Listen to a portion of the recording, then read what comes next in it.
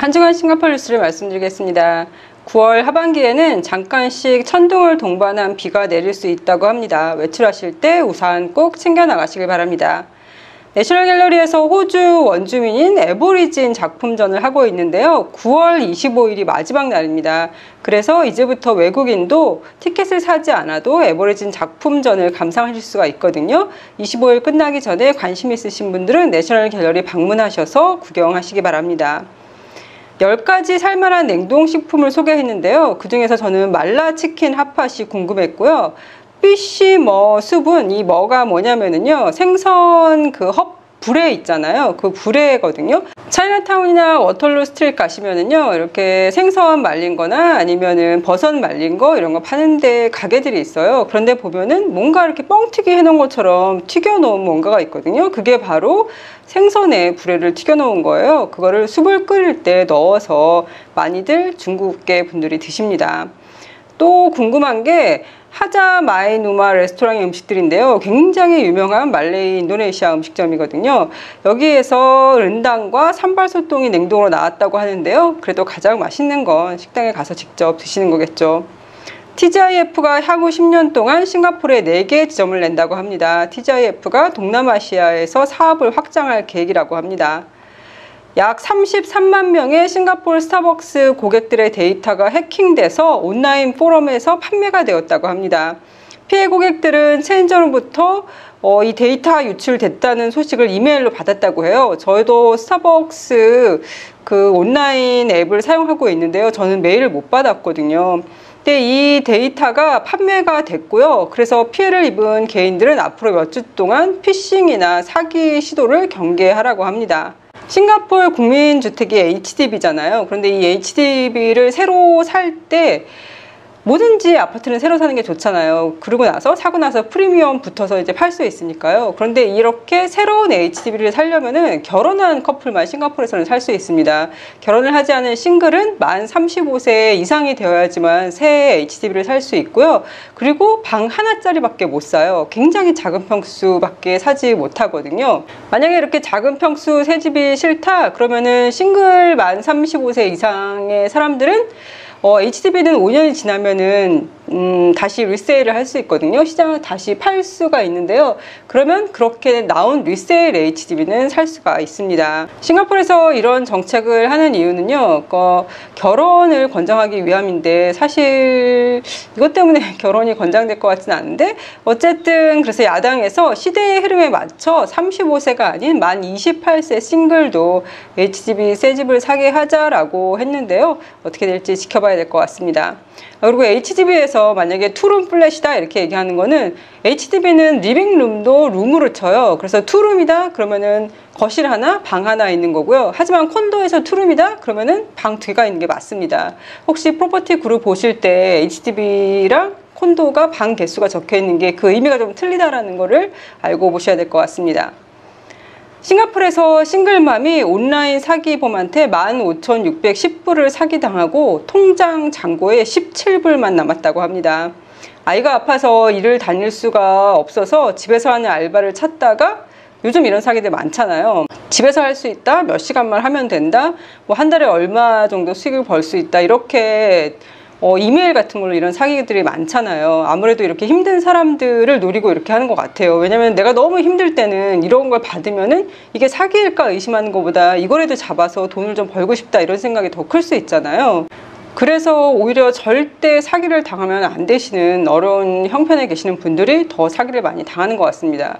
그런 걸 노리고 이런 사기를 하는 사람들은 꼭 죗값을 제대로 치르면 좋겠습니다. 싱가포르의 한 국제학교에서 10살 아이가 영어를 잘 못한다는 이유로 다른 아이들한테 bully를 당했다고 합니다. 아이는 입술이 붓고 등에도 상처가 있었는데요. 엄마 마음이 얼마나 찢어질지 상상도 안 갑니다. 뉴질랜드 남섬 앞바다에서 배가 고래와 충돌해 배가 뒤집힌 것으로 추정되는데요. 이 사고로 5명이 사망했다고 합니다. 그날 바다가 너무 잔잔했고 그리고 그 바다에는 고래를 보기 위한 관광객들이 많이 찾는 그런 바다래요. 그래서 아마 이 배가 고래랑 부딪혀서 뒤집혔을 것이다 라고 추정하고 있고 지금 현재 조사 중이라고 합니다. 스리랑카의 화이트 엘리펀트인 중국 타워가 오픈했다는 뉴스가 있는데요. 스리랑카는 국가 부도 상태에 이르러서 대통령이 비행기를 타고 나라를 탈출했잖아요. 국민들이 너무 화가 나서요. 그런데 그 대통령이 중국과 친밀하게 지내면서 수많은 돈을 중국한테 빌려 이 영꽃 타워를 오픈을 했는데요. 이걸 지어놨으니 다시 부술 수는 없고 유지비는 어마어마하게 들어서 관광용으로 사용하는 방법을 고려하고 있다고 합니다. 화이트 엘리펀트는 유지비는 어마어마하게 들지만 크게 쓸모가 없는 것을 뜻하잖아요. 이게 기원이 된 게 태국, 그러니까 옛날에는 시암 왕조였죠. 그 시암 왕조에서는 하얀 코끼리를 굉장히 신성한 동물로 여겼고 누구든 그거를 발견하면 그 하얀 코끼리의 소유는 시암 왕조, 그러니까 태국 국왕의 소유가 되는 겁니다. 그런데 이 하얀 코끼리가 신성한 동물로 여겨지기 때문에 보통 옛날 지금도 그런지 모르겠는데 지금은 그러지 않겠죠. 동물협회에서 가만히 안 있을 것 같은데 옛날 그런 태국이나 이런 동남아시아에서는 코끼리를 전쟁에 이용하기도 했었고 또 짐을 나르는데 많이 사용을 했잖아요. 그런데 이 하얀 코끼리는 신성한 동물로 여겨지기 때문에 일을 절대 하지 않았대요. 하지만 코끼리를 이렇게 먹이고 키우려면은 사료가 어마어마하게 들어갔잖아요. 그래서 그 하얀 코끼리를 유지하려면은 돈이 굉장히 많이 들었다고 합니다. 만약에 그 시암 왕조의 왕이 하얀 코끼리를 선물했다 누군가한테, 그러면은 그 사람은 완전히 파산할 수도 있대요. 왜냐면은 일도 못 시키는데 그 코끼리를 왕한테 선물 받은 건데 뭐 어떻게 할 수도 없잖아요. 잘 키워야 되잖아요. 그래서 유지비가 어마어마하게 들어서 아무 소용도 없는데 유지비가 많이 드는 거를 화이트 엘리펀트라고 부르기 시작했다고 합니다. 엘리자베스 2세 여왕 사망으로 엘리자베스 여왕의 아들인 찰스 왕세자가 영국 왕위를 이어받았죠. 이 찰스 왕세자의 또 장남인 윌리엄 왕자가 이제는 왕위 계승 서열 2위라고 합니다. 그리고 윌리엄 왕자의 세 자녀가 그 뒤를 잇고요. 그리고 윌리엄 왕자의 동생인 해리 왕자가 현재 서열 5위라고 해요.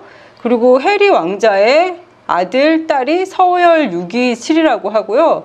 그리고 제일 마지막 8위가 엘리자베스 여왕의 셋째 자녀라고 합니다. 이게 왕위 계승 서열이 어떤 식으로 이루어지는지 모르겠어요. 프랑스는 9월 기온으로 최고치를 기록하면서 9월에 39.1도를 기록했다고 합니다. 지구가 점점 뜨거워지고 있는 것 같아서 걱정입니다. 9월 스페셜 투어였던 문케이 페스티벌 참여하신 분들은 창어 스토리에 대해서 들으셨을 거예요.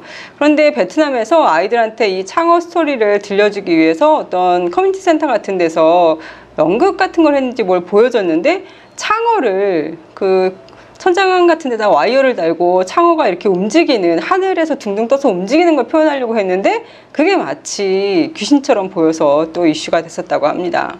내년 2월 마리나베이 샌즈 티어터에서 프로즌, 그러니까 겨울왕국 브로드웨이 뮤지컬이 공연된다고 합니다. 9월 30일부터 티켓을 파는데요. 가격은 아직 알려지지 않았다고 해요. 그리고 티켓을 지금 사지는 않지만 웨이트 리스트에 올려놓으면은 10% 디스카운트 된 가격으로 살 수 있다고 하거든요. 9월 29일까지 웨이트 리스트에 이름을 올려놓을 수 있다고 합니다. frozen.musical.sg라는 사이트에 들어가셔서 웨이트 리스트에 등록을 하시면 되겠습니다. 11월 18일부터 20일까지 어포더블 아트페어가 다시 싱가포르에서 시작됩니다. 어포더블 아트페어는 세계 각국의 갤러리들이 참여하는데요. 미술작품을 모으시거나 아니면 이제 막 미술작품을 한번 수집해보고 싶으신 분들, 집에다가 하나 한번 사서 걸어보고 싶으신 분들을 위해서 이 적정한 가격의 예술품들을 소개하는 그런 페어인데요. 싱가포르 플라이어 옆에 F1 빌딩이 있거든요. 거기에서 진행을 하고 9월 25일까지는 입장권을 15불에 살 수 있고요. 그 이후에는 입장권을 20불에 구매해서 들어가실 수가 있겠습니다. 입장권 구매할 수 있는 사이트는 제가 설명란에 걸어 놓겠습니다. 골드만삭스 그룹이 팬데믹이 시작된 이후 최대 규모의 감염에 나선다고 하고요. 구글 같은 경우에도 에어리어 120이라는 팀이 있었나 봐요. 다른 사업을 위해서 이 팀의 인력을 감축한다고 합니다. 절반이나 영향을 받을 거라고 하는데요. 예전에야 평생 직장이 가능했지만 지금은 그렇지가 않잖아요. 직장을 다니면서도 계속 자기 개발을 해야지 살아남을 수 있는 시대가 된 것 같습니다. 에미상 골드 카펫에서 베스트 드레서 중 한 명으로 정호연 씨가 뽑혔네요. 축하드립니다. 오징어 게임 감독님은 감독상을 받으셨고요. 이정재 씨는 나무주연상을 수상하셨는데 최초로 아시안 남성이 나무주연상을 받은 거라고 합니다. 그럼 오늘도 건강하고 행복하세요.